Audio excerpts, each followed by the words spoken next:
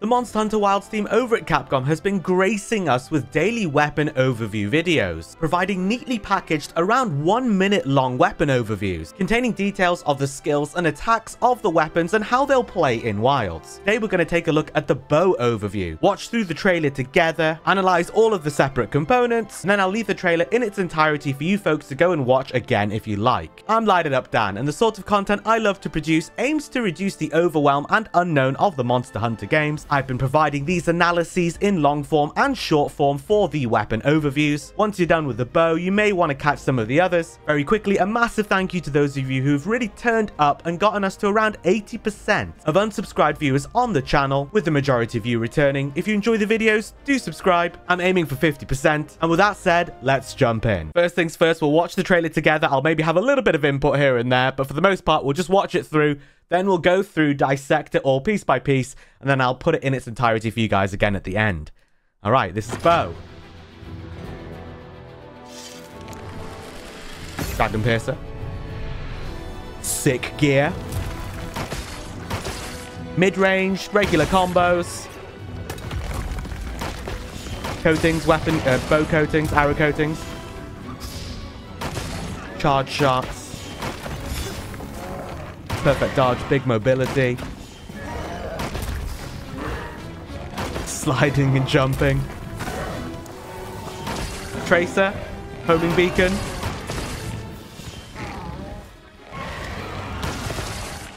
Including for Dragon Piercer. Crazy. Focus mode. Arc shot. Focus mode.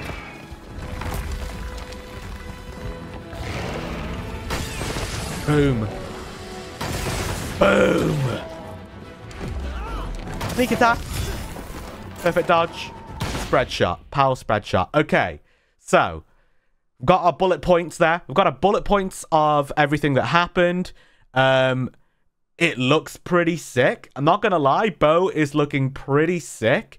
It has kind of been a cracked weapon for some time. It deals a ton of damage. In World, it is like the highest damage dealing weapon. Like it can be the highest damage dealing weapon. It's cracked. Rise, I'm not too sure. I assume so. I assume it's still like mental in Rise, but it's kind of looking like it's going to be the same in Wilds. Like it's going to be really, really strong. Okay, so it opens up with the Dragon Piercer. We see the gear here. We see the gear, the aesthetics of it. Once more, we are introduced with another one of the leather tree weapons, which we assume is one of the basic trees of weapons, like ore or like bone. It feels like one of the basic trees. It's maybe like the starting village or the Windward's Plain starting village weapon tree. Something like that. It could be something like that, you know? Or just leather. It's just called leather. Leather and metal, God knows. But we see two distinguished armor types over here as well, which are pretty cool. The one with like the helmet covering the eyes and the headpiece, that's very, very cool. And of course, like the sort of musketeer style hat is very cool as well. Love that. Mid-range weapon, used a variety of arrow-based attacks. We see the standard sort of combos there, including quick shots. Standard sort of bow combos we know. Then we apply a coating. Looks like power coating. Now, previously in World, pretty sure power coating had like 50 files. Like, it had like 50 goes. This one starts on like 8. As the sort of... And it feels like that's the maximum capacity as well. Because it's putting the files on... It's putting them on display underneath the reticle or reticule. It's actually showing it there. So maybe that's locked at like a lower amount. And maybe it acts more like ammunition, like the bowgun ammo. Maybe your files replenish. Maybe you reload them. I don't know. I really don't know. But it does kind of seem... My initial reaction is that they've maybe changed quite drastically. They maybe changed the file system. They did say that all of the ranged weapons are getting... And Hunting Horn are getting the most drastic changes. So who knows? Who knows? But files do look different. There. Charge your arrows. The charge attacks are back. Pack a punch. Very high mobility, yeah? So the first thing that we see with a very high mobility, straight after the charge shots, there where you can charge each of your individual arrows. for more damage. Whether or not you should do that, whether or not that's worthwhile doing, is, I guess that's going to be another question. But Bo has always had very high mobility at the cost of very, very high stamina usage. And the tricky thing with Bo is your stamina management. So that'll be interesting to see how they go about that here. But we can already see it's one of the main points about it. That it's got very high mobility. And we see this perfect dodge. It plays that shming sound. It's a perfect dodge, perfectly timed dodge there. Sort of like acrobatic side jumping out of the way, assuming invincibility frames, hence the hunter glows blue, that below invincibility frame glow that we have in the Monster Hunter games.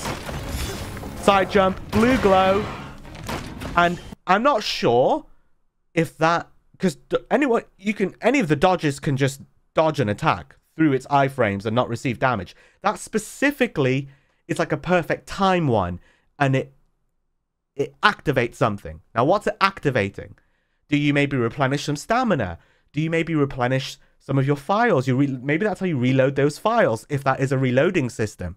Maybe that perfect time dodge activates some sort of skill, some sort of ability as a new kind of core mechanic. Maybe. So you're more incentivized to delay your dodges to try and get a perfect time dodge because you get this thing out of it.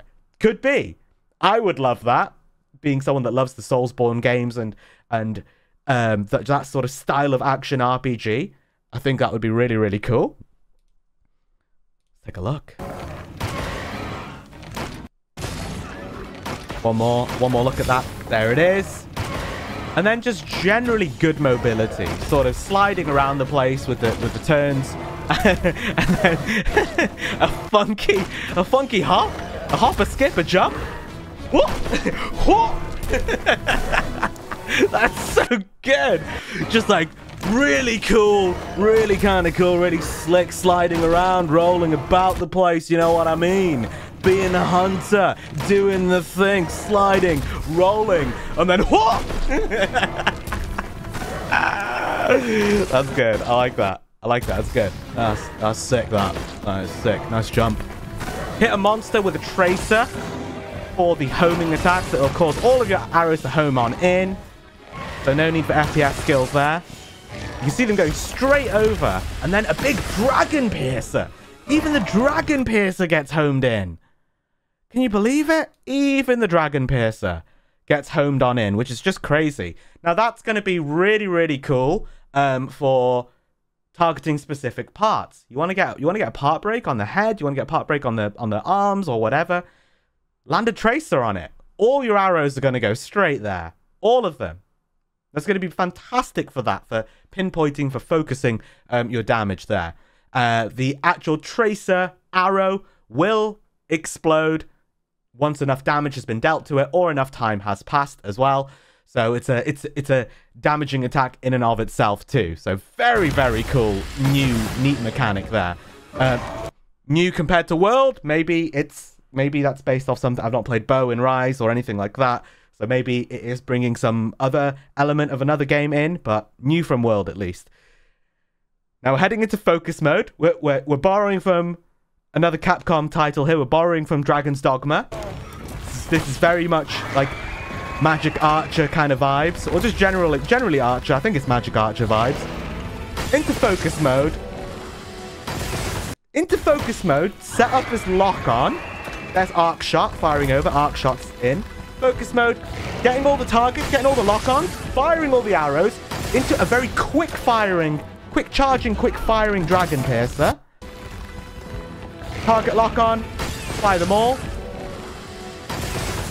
Very, very quick charging, quick firing dragon piercer, which then pops all of those wounds, deals tremendous damage. They've opted to leave the damage numbers on just to entice us a little bit, just to get us a little bit extra in the groove for Bow. Yeah. Tons of damage with that focus mode attack, with that focus strike, because it's consuming the wounds. Ergo, it is a focus strike. And that just looks absolutely insane, getting Dragon's Dogma all up in here.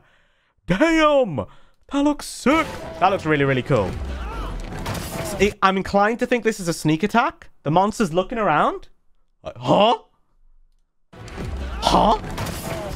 And the camera goes into that, like, we've seen it with a few different weapons. The camera goes into this kind of cinematic, like, panning. That makes me think it's a special attack you can only do when the monster hasn't noticed you. And maybe it does critical damage. Maybe it's like does like a powerful amount of like sneak attack damage or something. Skyrim style, you know? Times 15 modifier or what have you. I'm inclined to think that's a sneak attack. Watch it again, and you'll see what I mean. Camera pan and everything. See? Special animation. We see the stylish perfect dodge again. The acrobatic one. Blue shine, blue glow. And then a big, powerful spread shot right at the end. Crouched. Sort of crouched, but a lot of the bow attacks just generally are, I suppose. Crouched. Loads in, locks in all of those arrows at once. Very powerful shotgun attack, right? That's going to be hella damage. Probably deals like some stun, God knows. Who knows? But that looks like a really, really powerful attack as well.